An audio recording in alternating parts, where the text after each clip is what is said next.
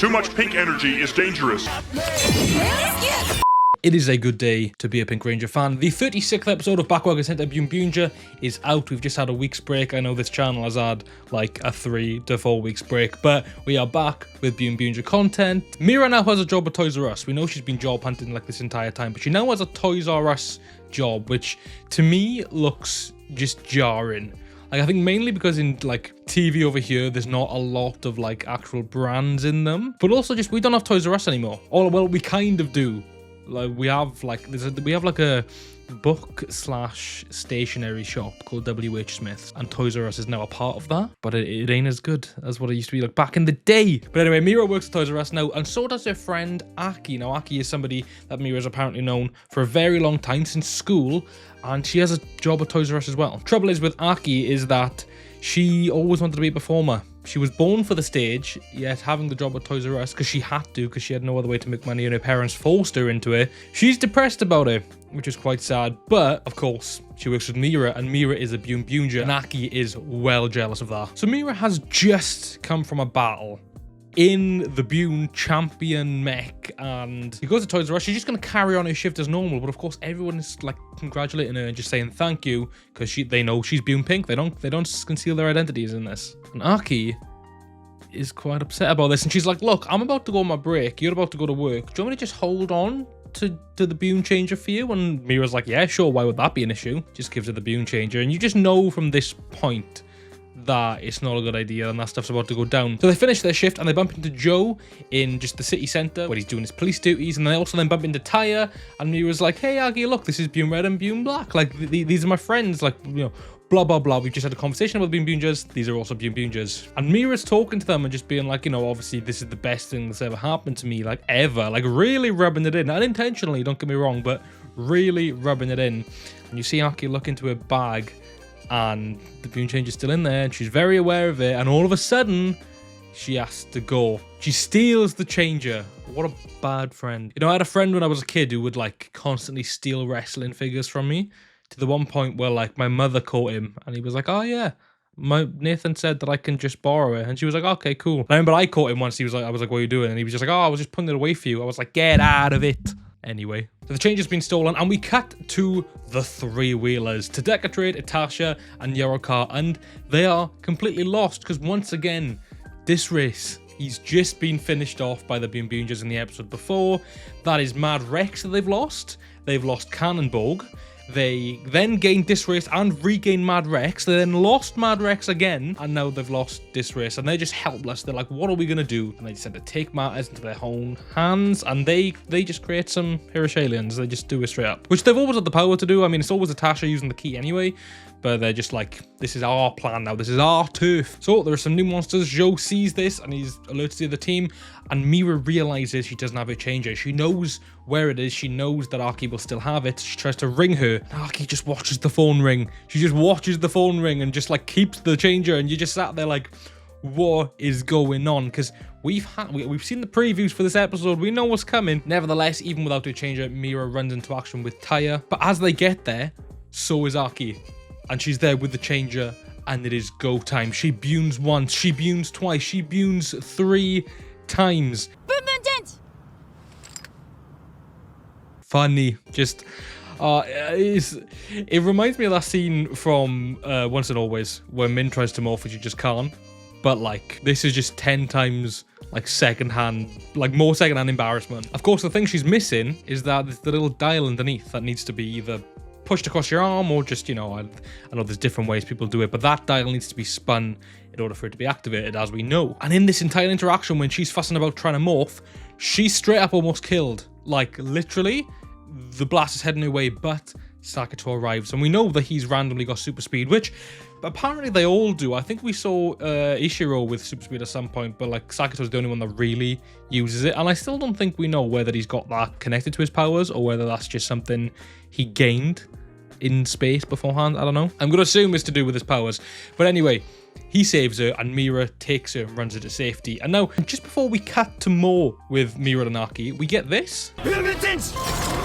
And like that hyped me up. I don't know why. I think it's because even though they've been friends for a while, Taya and Sakito have kind of like been the opposites. Like they started off as rivals, and then even when he joined the team, they never really saw eye to eye.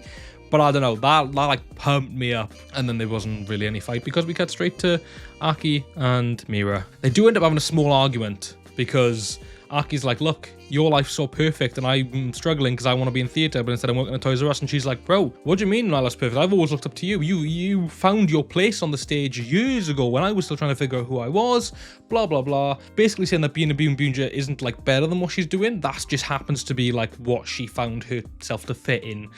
And they have that argument, and basically it's all resolved very quickly by them basically going, you're better than me. No, I always thought you were better than me. Wait, maybe we're both great. Yeah, sick. You're great. No, we're great. He's great, and I'm great.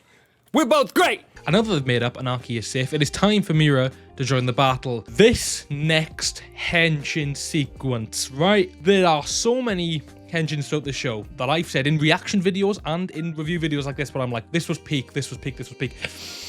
This change scene, not only is it just her to start as being like, I'm about to show you how it's done, but she changes and the bodysuit appears and the helmet doesn't, and then she starts running and she's got a big cut up her face from when she was almost hit by a blast. And as she's running, she like Shinkenja samurai style runs in to the helmet tire, and that's when she like fully morphs.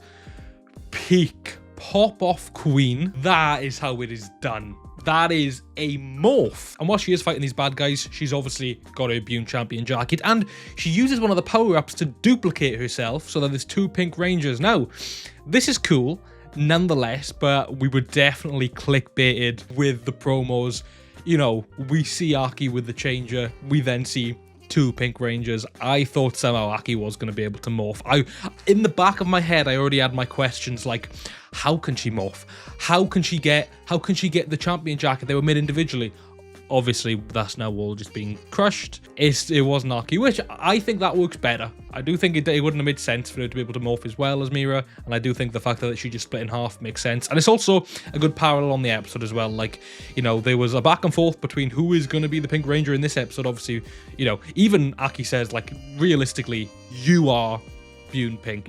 Mira even at one point, like, offers her a go.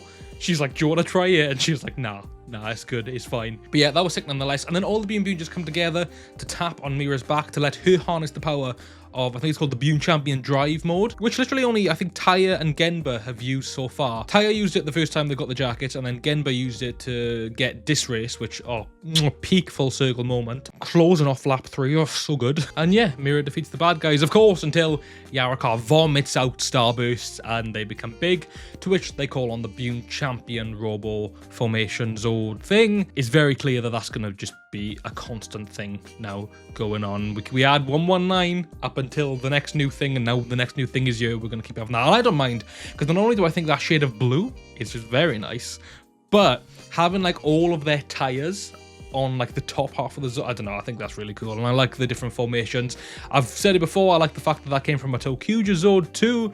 You know, there's a lot of things to love about the champion formation. And once they defeat the monster, we get back down to the ground, and Mira is offering Aki a lift. I'm pretty sure she's like moving, or she's like, so something's happening, and she's like, she's packing her stuff into a van, and Mira offers her a lift, and she's got Taya's car, which apparently is just the Boonboomger's car.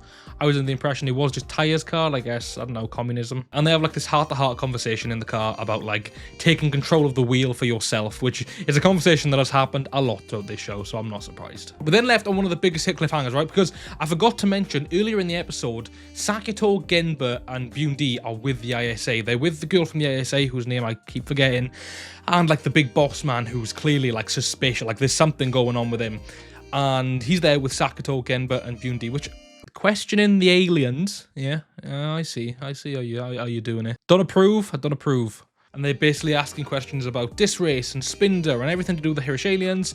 And, you know, we don't really know exactly what he's after. He's playing off that he's just trying to, like, you know, save the world, but that's clearly not what's going on. And they're secretly tuning in with Ishiro, which is something that happened last episode, where in order for Dario and Bune Diesel to make up, Sakito was talking to Bune D whilst also radioing in Bune Diesel. So Cool little connection to the episodes. Cool moment as well, because Ishiro's listening in. And at the end of the episode, Ishiro's with Taya, and he's like, I've got something we need to talk about. And Taya's like, is it the Boonboonger's relationship to the ISA? Because I've been having some doubts as well. And then before they even continue the conversation, we cut up to space, into like the space jail that has Spindo just like in his like little palace room, and he's contacting somebody, and we don't know really who this is yet, other than the Grants, which I kept thinking was Grand Newts, and I was like, oh my god, is this a Kamen Rider crossover? It's not. They call like the Grants or something, and he sets a course for Earth. So Spindo's officially setting a course for Earth. The little like rock prison he's on just grows wheels, and it sails off into the galaxy, but he's on his way. We have like 20 episodes left or something of this entire show. No, like 13. Oh man, this is getting depressing. Bindo's on his way. Stuff is coming down. This is surely the last like boss. This is the first episode as well to kick off Lap 4, which the posters for Lap 4 were insane as is. Just to touch on them briefly, we're getting a Gokaiger crossover, which kind of, like, I didn't watch Gokaiger myself, but I know that's a massively fan-favorited series. And not to mention, we've had Goonboomger and we've had Tokuger, and there are other like vehicle and car related Sentais. So the theory going around is that Gokaiger, Captain Marvelous, is just going to rock up and he's going to be Gokai changing into these other vehicle themed teams, along with potentially stealing some of their powers to make some Boonboomger keys. Wouldn't be surprised. Some crazy stuff's about to go down.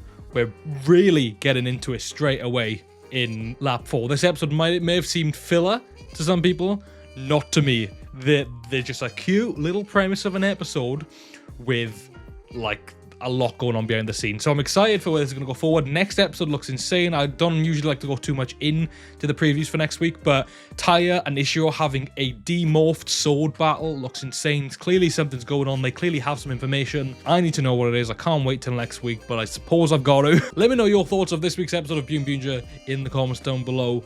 What did you think of the Mira misdirect, and who do you think Spindo is in terms of like the grand scale? Like, how powerful do we think he's going to be? He's obviously powerful enough to be the last like main boss after 3 have already been defeated. Matt, this has been a crazy journey.